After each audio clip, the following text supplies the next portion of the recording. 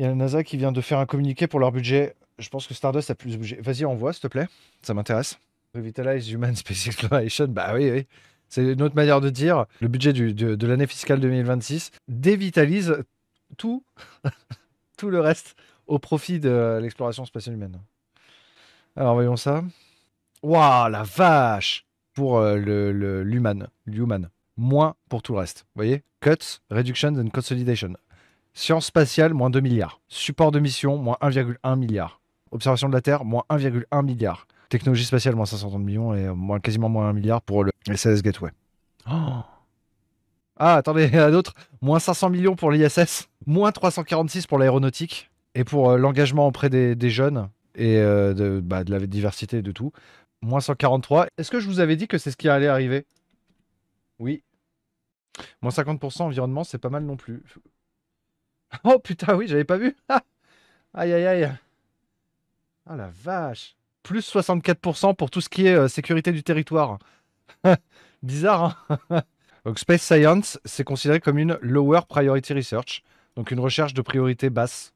Et Terminate Unaffordable Missions, such as Mars Sample Return. That is grossly over budget. Oh la vache, j'avais pas vu ça. Donc, ils disent Mars Sample Return, on enlève.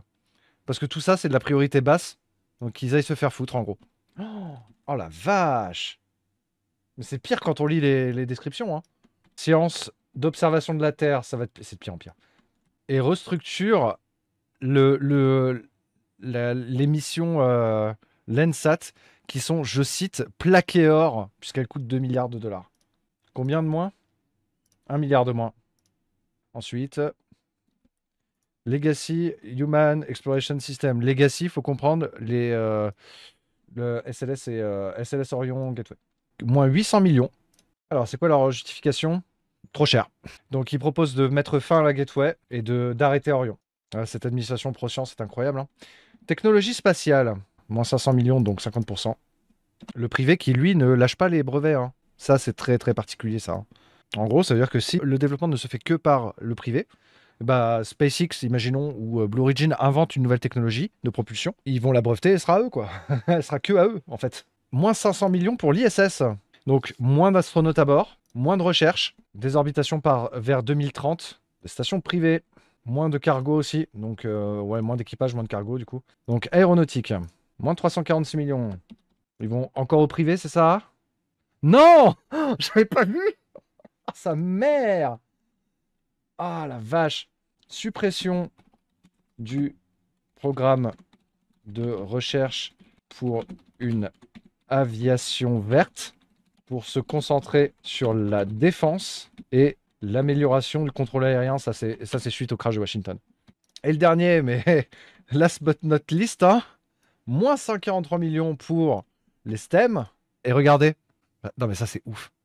La NASA va inspirer la nouvelle génération d'explorateurs à travers d'excitantes nouvelles missions spatiales au lieu de subventionner des programmes woke et faire de la recherche qui prioriserait des groupes d'étudiants plus que d'autres et qui ont eu un impact de toute façon minimal sur la force ouvrière de l'aérospatiale. C'est atroce.